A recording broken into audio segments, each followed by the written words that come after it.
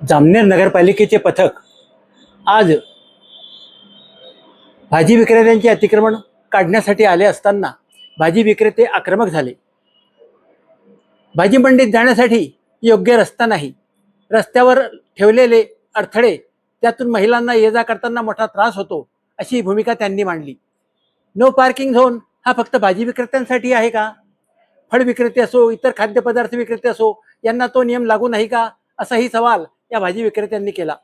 नगरपालिकेने कार्यालयामागील गटार खोदून तिथला गाळ काढला आणि तो रस्त्यावर टाकला आहे. त्यामुळे येणाऱ्या जाणाऱ्या भाजी खरेदीदार नागरिकांना मोठा त्रास सहन करावा लागतो.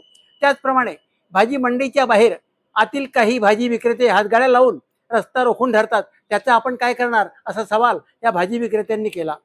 तसे पाहिले तर रस्ता मोकळा करा, भाजी मंडईच्या बाहेर रोज त्याला हॉस्पिटलमध्ये न्यावं लागतं. ही गाडी लावून दिली, खांद्यावर नेतील का पेशंटला?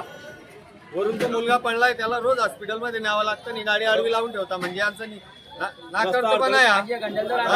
प्रशासनाचा नाकर्ता हातबल झाले का बरं?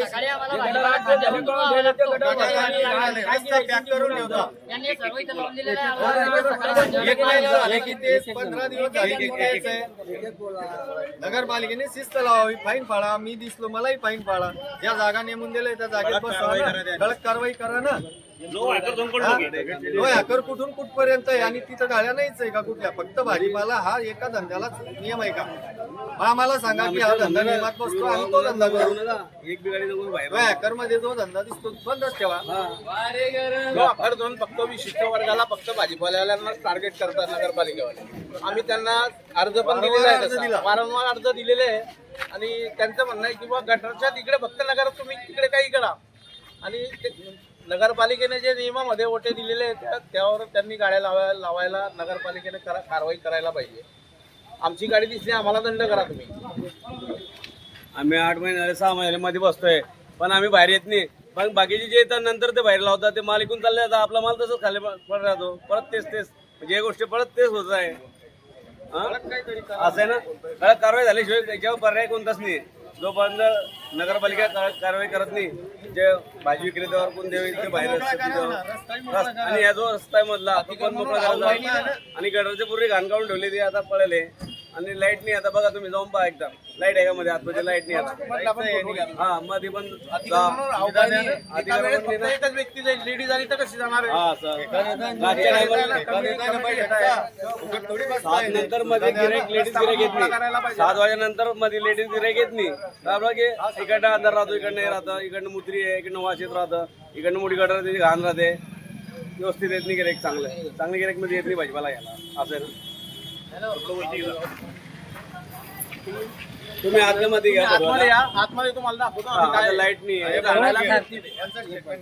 जामनेर नगरपालिकेच्या माध्यमातून वारंवार भाजी विक्रेत्यांसाठी मिटिंगा झाल्या, बैठका झाल्या, अर्ज झाले, त्यांचे काटे जमा झाले. त्यांना वारंवार शिस्त संदर्भात नगरपालिका प्रशासन असेल किंवा भाजी विक्रेते जे असतील यांनी सगळ्या गोष्टीचं पालन केलं. परंतु काही विशिष्ट वर्गातले जे लोक आहेत ते या भाजी विक्रेत्यांनी माल घेतल्यानंतर त्यांचा माल ते पुढे जाऊन विकतात. यांचा माल पडलेला राहतो. म्हणजे हे रोज नुकसानामध्ये जात आहेत. प्रत्येकी भाजी विक्रेत्याला 5-10 हजार रुपयाचं प्रत्येकी नुकसान आहे. त्या अनुषंगाने जामनेर शहराची जे भाजी मंडी आहे ते सर्वात महत्वाची आहे, जे स्थानिक ठिकाणी जे पूर्वीपासून चालत आलेली आहे. त्याचा जर का वापर पाहिला तर सर्वसामान्य जनतेला इथं जाण्या येण्यासाठी खूप अडचणी आहे. इथं गटर ते घाण, इथं लाईटचा प्रॉब्लेम राहिली. दुसरी गोष्ट, जे 2-4 लोक आहेत ते ज्यांची ठराविक जागा दिलेली त्या जागेवर न लावता दुसरीकडे जागा लावून घेतात. तिथं जनतेचे प्रचंड हाल आहे. त्याच्यामुळे जनतेला सहज उपलब्ध होईल त्या अनुषंगाने रोडावरती भाजी विक्रेते जे असतात त्यांच्याकडनं माल घेऊन येतात आणि निघून जातात. हा प्रश्न सीओ साहेबांच्याही लक्षात आहे, नगरपालिका प्रशासनाच्याही आणि पोलीस प्रशासनाच्याही निदर्शनास येतोय. परंतु याच्यावर ठोस अशी अंमलबजावणी होत नाही, ठोस अशा कारवाया होत नाही. एखादी गरीबाचा मुलगा येतो, तो अचानक दुकान लावतो, तेव्हा कारवाईला अचानक येतात, त्याचा काटा जमा होऊन जातो. जे ठराविक नगरपालिका कर्मचारी आहेत, 2-4-5 लोक जे आहेत ते इमानी इक्बाल इथं काम करतायत, तिथं शिट्ट्या वगैरे मारत राहतात, वारंवार सूचना करत राहतात, त्यांनाही ते डावलण्याचं काम करत असतात. त्याच्या अनुषंगाने मला तरी वाटतं की नगरपालिकेने अंतिम पर्याय म्हणून आता एक ठोस निर्णय घेऊन या सर्वसामान्य जनतेला न्याय मिळवून देण्यासाठी भूमिका महत्वाची ठेवावी.